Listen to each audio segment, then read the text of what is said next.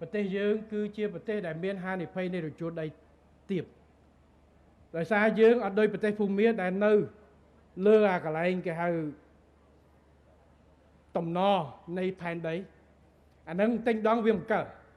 ប៉ុន្តែយើងឃើញហើយបទពិសោធន៍នៅពេលដែលវាជួយខ្លាំងនៅភូមាដែលចម្ងាយរាប់រយគីឡូពីយើងក៏មានការ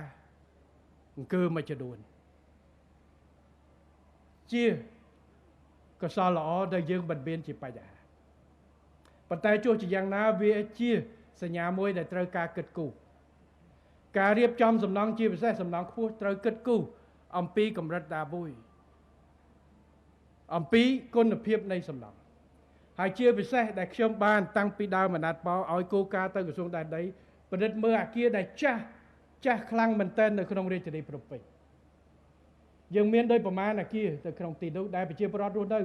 ឡូវយើងខិតខំដោះស្រាយមកអគារនោះចិត្តអស់ហើយដែលថាសំណង់តាំងពីជំនាន់បារាំងហើយដែលយើងមានការប្រួយបារម្ភហើយសំណង់មួយនោះដែលក្រសួងដែនដីខិតខំដោះស្រាយតាមរូបមន្តវិស័យឯកជនចូលរួមដោះហើយប្រជាពលរដ្ឋនៅទីនោះចូលរួមដោះយើងដោះស្រាយដោយចិត្តអស់ហើយដោយនៅសល់តែប្រមាណគ្រួសារទៀតទេដែលគាត់កំពុងតែចរចាហើយយើងមានការប្រួយបារម្ភនៅប្រទេសថៃនិងភូមានៅភូមាឥឡូវជិត 3000 នាក់នៅរោមមិនទាន់អស់ផង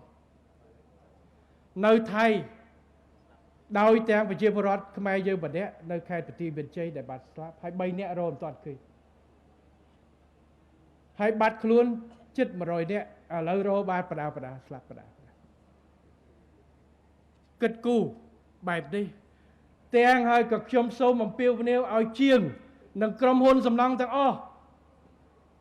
ការចំណេញក៏ត្រូវតែចំណេញហើយតែកុំកាត់បន្ថយការចំណេញពីការកាត់បន្ថយនៅគុណភាពសំណង់ឲ្យសោះរឿងចរចារឿងអីតម្លៃមួយអ្នកធ្វើចោះប៉ុន្តែគុណភាពសំណង់កុំពួកកន្លែងខ្លះខ្ញុំមើលនៅលើ Facebook ផ្ទះនៅកន្លែងខ្លះក៏ទិញតាន់បានផងទៅដល់យកអាញុទៅគោះមកទាំងផ្ទាំងតែម្ដង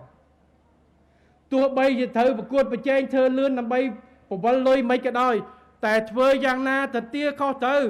គិតថាអ្នកដែលនៅផ្ទះនេះក៏ដូចជាបងប្អូនដែលមានប្រពន្ធមានកូនមានម្ដាយដែលត្រូវរស់នៅពឹងជីវិតលើយើងតែយើងបៀយើងស្អីទៅគេអត់ដឹងទេប៉ុន្តែបើមានការយើងក៏មានវិបដិសារីដែរបើសិនជាយើងធ្វើអស់លទ្ធភាពហើយបច្ចេកទេសវាអត់ត្រូវអត់គ្រប់យ៉ាងម៉េចអានឹងរឿងមួយតែបើយើងដឹងថាអានឹងវាមិនគ្រប់បច្ចេកទេសយើងនៅតែធ្វើដើម្បីយើងកេងចំណេញអានេះមិនទេហើយអានឹងបើតាមច្បាប់គឺខុសច្បាប់ទៀតព្រោះអ្នកឯងកេងសំណង់កាលកលេគុណភាពផ្ទះគេគិតអស់ហើយអស់ខ្សាច់ប្រមាណអស់ដៃប្រមាណអស់អីប្រមាណសំណង់ដល់ពេលធ្វើខុសចឹងខ្ញុំសូមឲ្យវិស័យឯកជនចូលរួមជាមួយរដ្ឋក្រសួងដែនដីនគររូបនីយកម្មមន្ទីរដែនដីនគររូបនីយកម្ម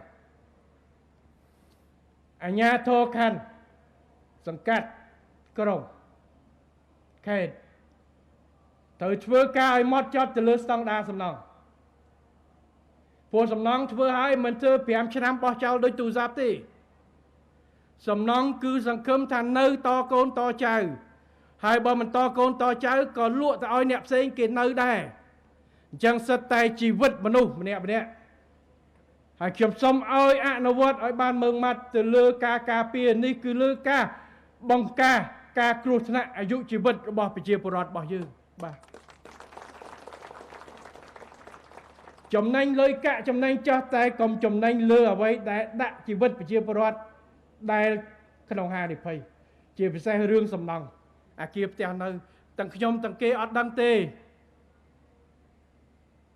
ទាំងខ្ញុំទាំងគេអត់ដឹងទេតែចូលនៅស្អាតខ្ញុំអត់ដឹងទេខ្ញុំជឿខ្ញុំដាក់ជីវិតខ្ញុំពឹងទៅលើជាងនឹងហើយមិនទៅលើម្ចាស់គម្រោងទេណាម្ចាស់គម្រោងគាត់ទទួលក៏ទៅប៉ុន្តែមេការឬមួយស្អីដែលវិស្វករដែលទៅទេចឹងខ្ញុំសូមឲ្យគិតគូរទៅលើចំណុចនេះទី1ស្តង់ដារបច្ចេកទេសឲ្យបានទី2ការសាងសង់ខ្ញុំសូមអំពាវនាវជាពិសេសក្រុមហ៊ុនអចលនទ្រព្យយើងទាំងអស់ មិនថាក្រុមហ៊ុនបរិយតូចជាងសង់ផ្ទះឲ្យគេជាងសង់ផ្ទះមិនសូវអីព្រោះម្ចាស់ផ្ទះគេបំពើតែរបៀបសង់បរិយរបៀបអីដែលសង់ម្ដងរាប់រយរាប់ពាន់ល្វែងគឺត្រូវធ្វើម៉េចធ្វើឲ្យបាត់ចុះបាទហើយជាពិសេសរឿងស្តង់ដារយើងត្រូវគិតទៅលើចំណុចនេះទី